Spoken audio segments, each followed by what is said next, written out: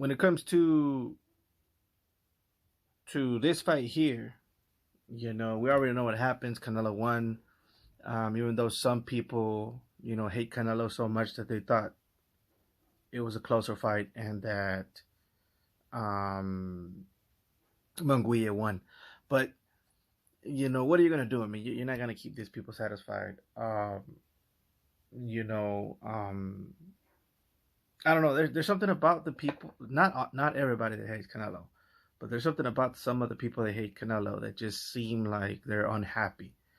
They stay unhappy. Um, and I'm not gonna get into that, but the fight, it started off. Munguia started off pretty strong. Even though a lot of those were being blocked by Canelo. Um, some of them were slipping in, and even the ones that were getting blocked, were pretty hard punches. And in my opinion, you could tell the weight difference, and you could tell who was the bigger guy in the ring. Um, even though, like I said, Canelo was, catching a lot of those punches and blocking a lot of those punches and parrying a lot of those punches, you know, you could still see the weight difference, and you could see who was in their weight class and who wasn't in their weight class. I think Munguia is very strong and very powerful, in my opinion. The way he looked in this fight, and like I said, the physicality or the physics of the punches that he was throwing, the way Canelo's gloves were reacting and his arms were reacting to Munguia's punches connecting in his arms, even and sometimes in his face. You could tell that it's not your typical punch. This is proof, in my opinion, that Canelo is punching above his weight class. He is punching. He is fighting these guys that he's really not supposed to be in the ring with, in my opinion. Like I said, people still gonna hate on him, even though the fighters that the people like instead of Canelo aren't doing what Canelo's doing. They're not fighting the type of fights that Canelo's fighting, and most of the people that you know people idolize here in America would never step in the ring against a Munguia, and even if they did, they'd probably get hurt. Most of them. So it is what it is, guys. We're not gonna convince everybody, that Canelo is the face of boxing and that Canelo is great. But what happens now for for each one of these fighters? You know, um, I think Munguia still has a lot to do in boxing. Even though he did get knocked down in the fourth round by an uppercut. Um, that's what I thought was gonna happen in the fight because Munguia leans forward too much and he's open for that uppercut. You know, um, and so the possibility of that happening in the fight was, you know, huge in my opinion. I thought it was probably gonna be a knockdown. It was tough for Canelo to knock down somebody that big, in my opinion. He hasn't been able to do that in a while because, like I said, he's punching above his weight. We got to remember that Canelo is he's 5'7" or 5'8", I believe. They do have him listed as 5'9", but that's just because you know how people are. um, but he's a smaller guy. He's in there, and you start thinking, the guys he's been in there with, they're huge. They have power.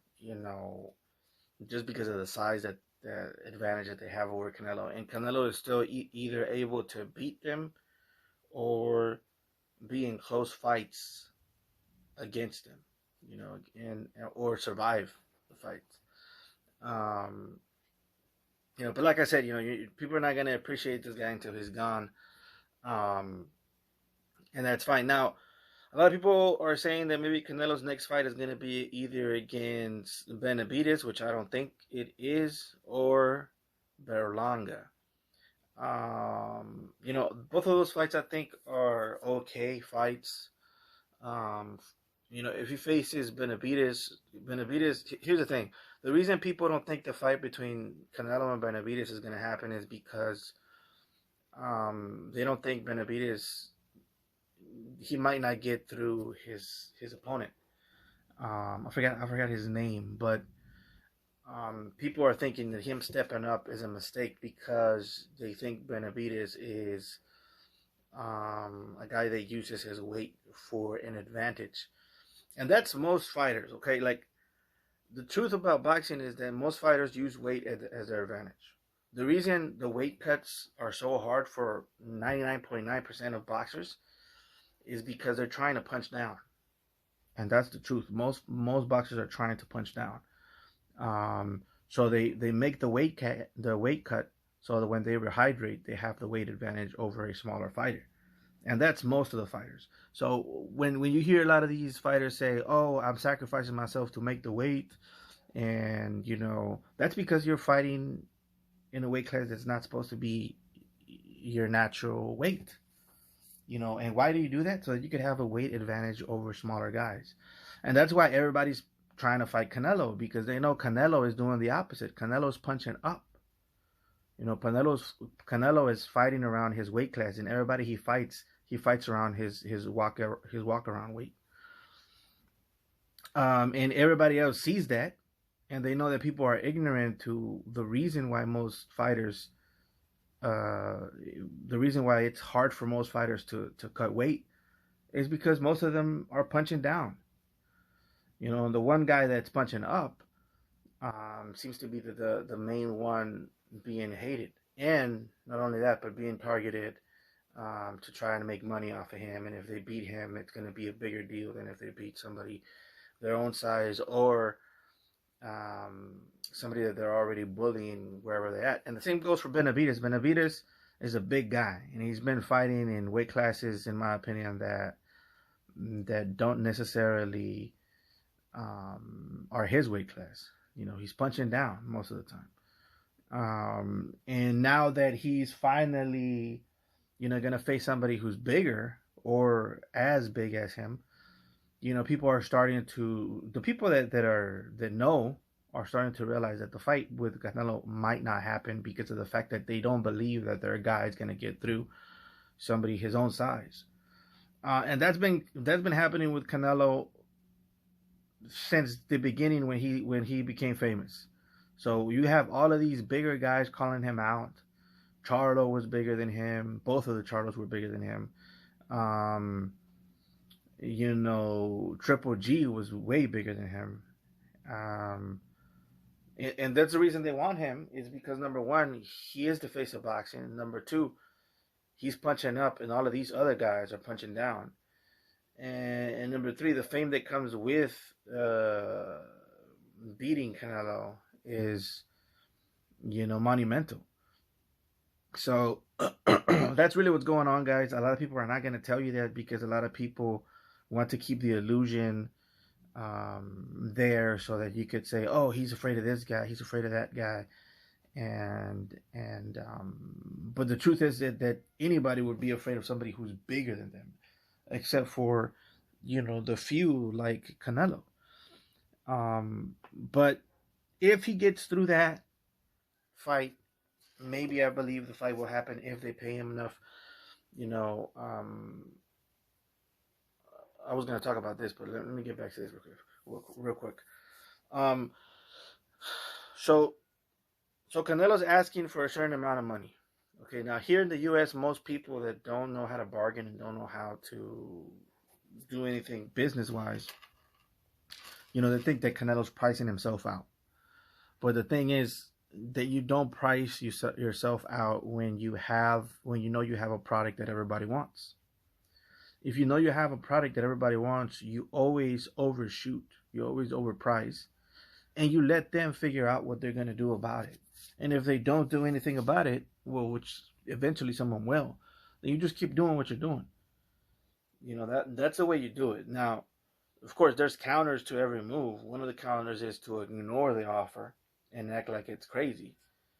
But that will leave you open for somebody else to take that offer. what you do, and this is why, you know, a lot of people don't understand Americans that much, is because Americans, they don't use their brains too much anymore. Most of the deals that are made for us. For example, if you go online or you go to a store and, like I said, you go to the mall and you see like a book you want to buy, or a purse for your girlfriend that you want to buy. You look at the price and then you'll check online to see what price is better. So the deal making is being made by the companies for you.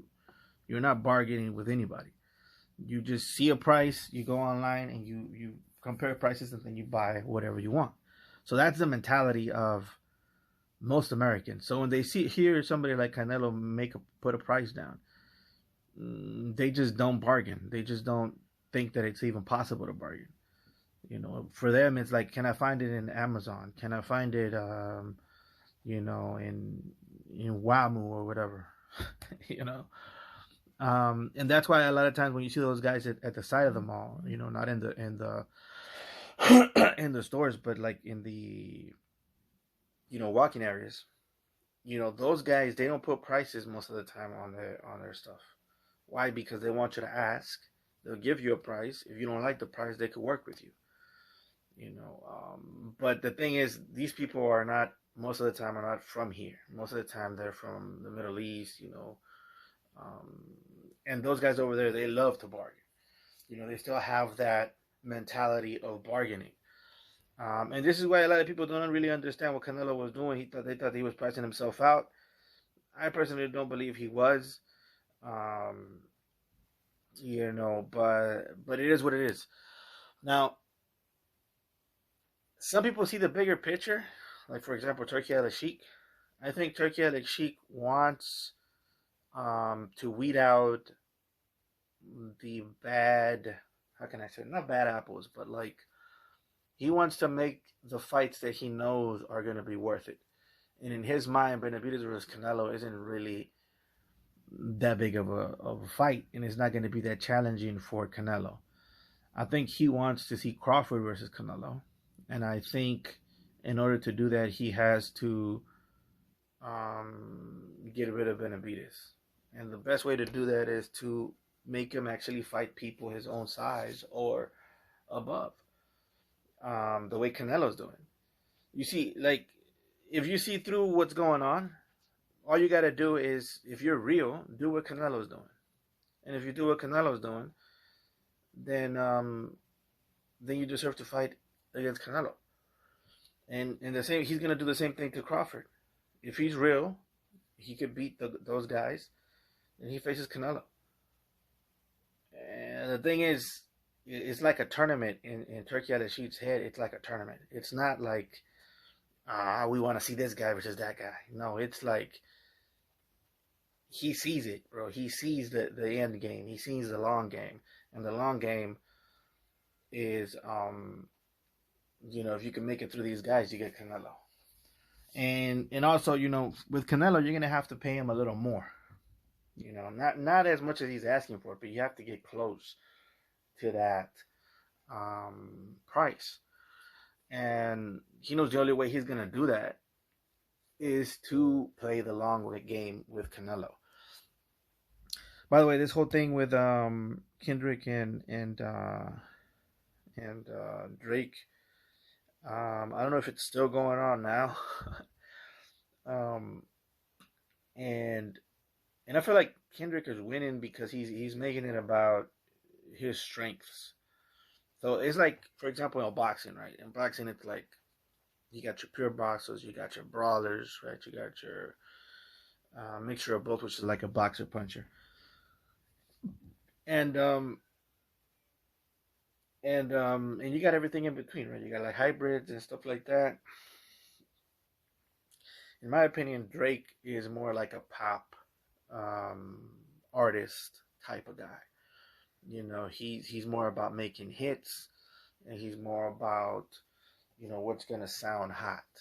And when it comes to someone like Kendrick, he's kind of the same, but he's more of a lyricist. slash rapper, and so he's more about the lyrics, he's more about the battles and stuff like that. So right off the bat, in my opinion, Drake had it um rough. It was a bad matchup basically. Um, and so what's his name? J. Cole. He knew this, right? Even though J. Cole, I feel like J. Cole probably is a mixture of both. He's more like a boxer puncher, and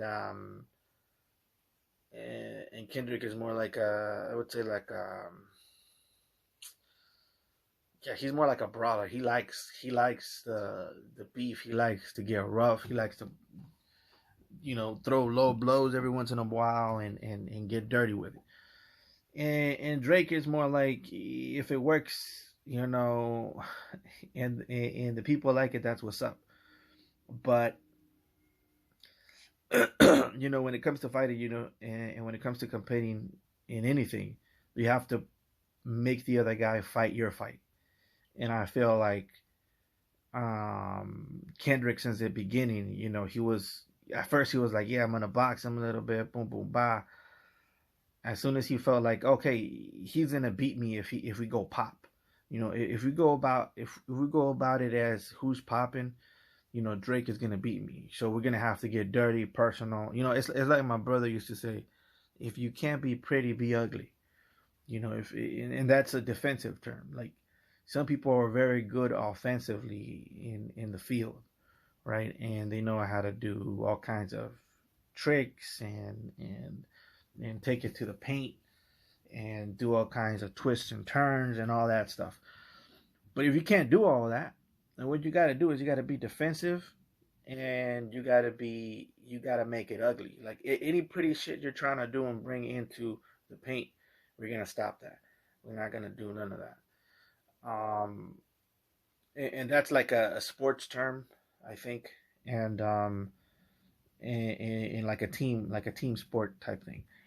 Um, and it's the same thing that's happening here, man. It's like I feel like that's why Kendrick is winning the thing.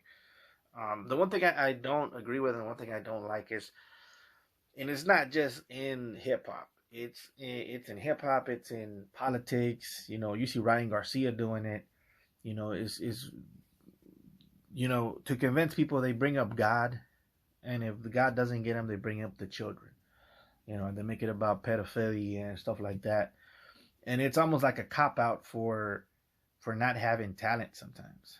You know, to where it's like, all right, I'm gonna say these things, and then you get the people behind me. And it's not just like I said, it's not just in rap and hip hop.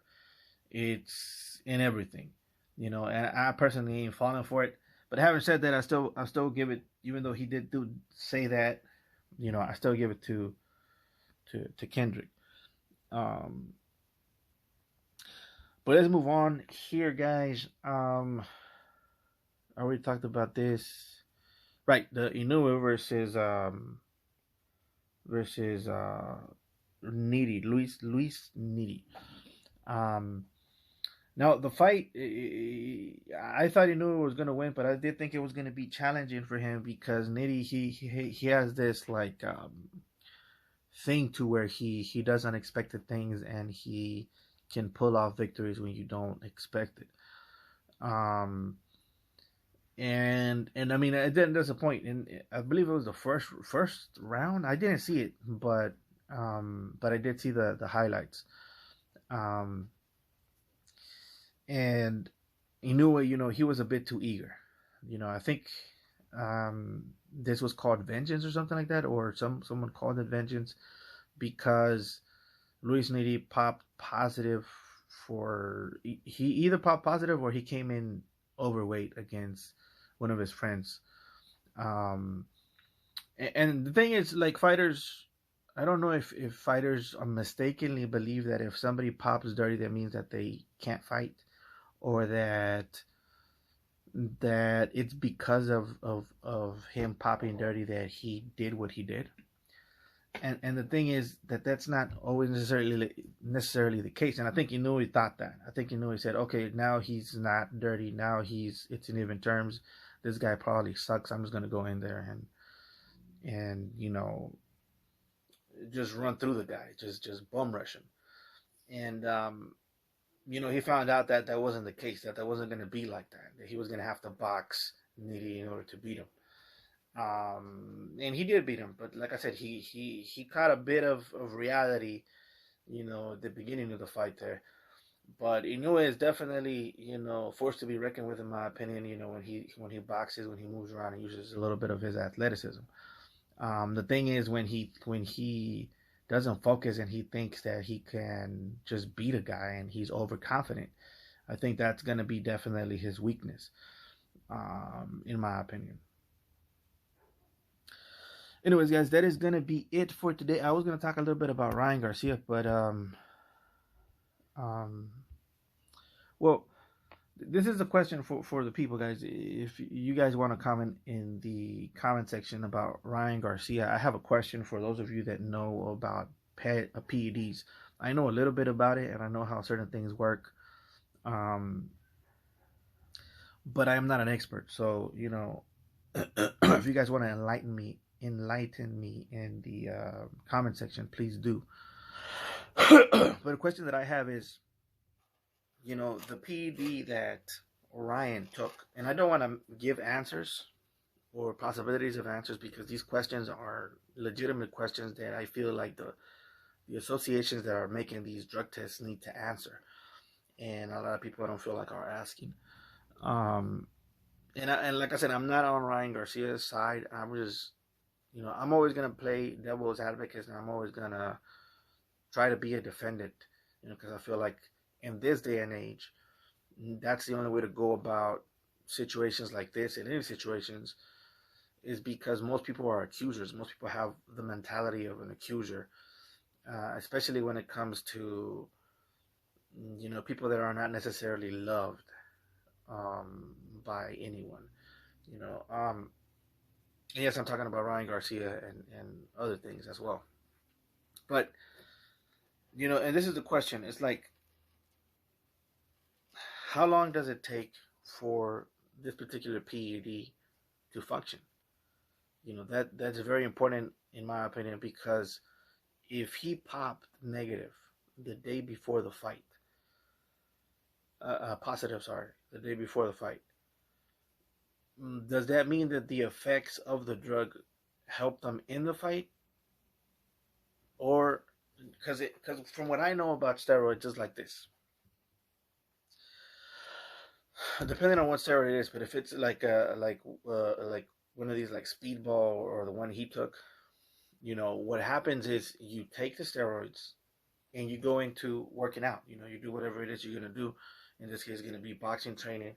So you go and you start doing that, right?